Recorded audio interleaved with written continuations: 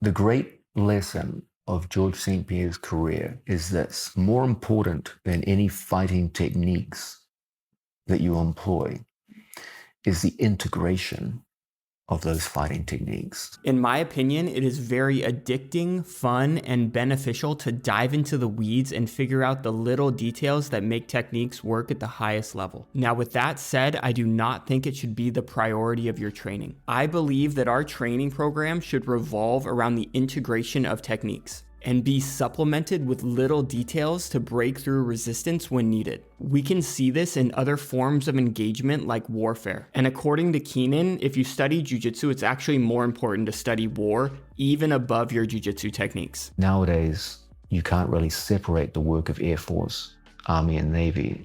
It's more about the ability to use high-speed communications between all three branches of the military to get a desired result. Now, if you're subscribed, you know that I've spent the past few months focused on passing half guard. And I've assembled all of my findings into my first online instructional course. And the purpose of the course is to not go into crazy detail about cross steps, but instead to focus on the integration of techniques with one another and the training methods that I think are best to develop and reinforce the connection of techniques. Because your success is not going to come from the perfect leg drag, it's going to come from your ability to combine that leg drag with your knee cut. Now, I've spent a ton of time on this course, and I think you'll find it to be a very valuable resource to develop your guard passing. But if we zoom out a little bit, the next step is to integrate our guard passing with the rest of our game, the same way George St Pierre was able to integrate different fighting styles. George was never the best boxer.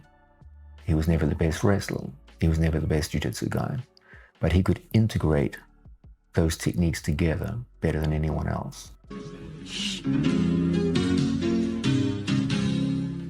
Back when leg locks were first bursting onto the scene, you could get away with just backstepping into the legs. But nowadays, people are very familiar with these techniques and they're ready to not only defend them, but counter them. So if you don't disguise it well, you're gonna find yourself fighting out of a kimura. Even these entries that are relatively newer, like the false reap, if your opponent just lets you have the false reap hook, it might be too good to be true and they're just setting up their Darce counter. Now, I think a lot of you are probably familiar with the idea of combining guard passing with leg locks. So if you're chest-to-chest half guard and you're struggling to complete the pass, you can backstep into the legs. Or this entry made famous by Nicky Ryan where you threaten a Toriando type pass and as your opponent recovers their knee position, you transition to the legs. But as people get more comfortable defending leg locks, I think it's becoming more important to flip it and use leg locks to set up your guard passing. Now, when it comes to defending leg locks, I think there are two primary ways of doing so, which ironically contradict one another. The first being to build height and stand up, and the second being to sit to your butt. Now, back in the day, I think it was more prevalent for people to try and build height to defend leg locks, with the idea being that from a standing position, you can stack your opponent, making it difficult for them to finish the submission, and also give you the ability to be more explosive and escape the position. However, as time went on, I think people became comfortable sitting in the pocket and playing the leg lock game. And what this often means is you need the ability to pummel your feet to your desired position. And in order to pummel your feet, you need them to be weightless. So if someone is doing a great job of defending your leg attacks by pummeling their feet, that means that their feet do not carry any weight. And it can be a great opportunity for you to control their feet, take top position, and transition to your guard passing. And if they're trying to defend by doing the opposite and build height, that means their feet are going to be heavy and their hands are what's going to be fighting our feet. So at this point, we need to develop good off balances to keep their hands off our feet so we can pummel our legs. So in my opinion, this is the basic roadmap for how we combine leg locks with guard passing. And stick with me while I use some pretty elementary arts and crafts to put this in Danaher terms. Guard passing is an example of a system. And under a system, we have subsystems, which can be loose passing, tight passing, and the threat of submission. And under these subsystems, there are even subsystems. And if you want to be a good guard passer, you're going to have to figure out ways to implement these subsystems together. So for example, you're going from loose passing to tight passing to achieve your results. And these types of integrations are what I focus on in my instructional course. And if you're interested in the process that I went through to complete this course, there's a free PDF down in the description, which basically outlines how I go about watching instructional content and competition footage. But if we zoom out a bit more, not only can we connect these subsystems in our guard passing system, we can also connect our guard passing system to a leg lock system. And that leg lock system also has subsystems that have subsystems inside themselves as well. And your success is most likely going to come down to your ability to integrate these systems and subsystems together.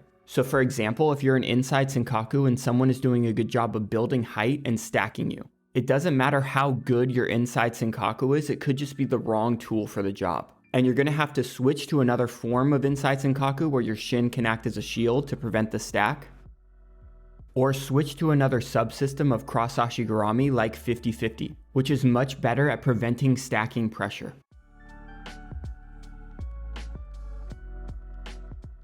Now, I didn't include all of the leg lock system on here because I ran out of room and I was trying to keep this relatively simple, but I think you can see how complicated it can get. And to all the confused girlfriends out there, I hope you can see how addicting solving this puzzle is. So the point I'm trying to get across in this video is that a lot of us have spent years developing a toolkit of techniques and tricks that help us navigate through jiu-jitsu and get the job done. And we only have so much time on our hands to devote to developing this toolkit. And it's important that we spend time sharpening our saw and getting a bigger hammer. But what I'm arguing is that it's more important to understand when to use a saw and when to use a hammer. Because if you don't understand the relationship between them, it can result in you using your very sharp saw that you've spent years developing to hammer a nail. Now, to clarify, I think we need a toolkit to work with. You can't just jump right into integrating tools with one another if the tools don't exist. But I think a more interesting question to think about, and the one I'm trying to solve on this channel with you all, is that once we have that toolkit, what's the best way to go about improving it if I have limited time? And I think what we can learn from GSP is that it's important for you to have very good tools, but it's even more important that you understand how to integrate those tools together. And in my opinion, most of the jiu-jitsu world has this backwards.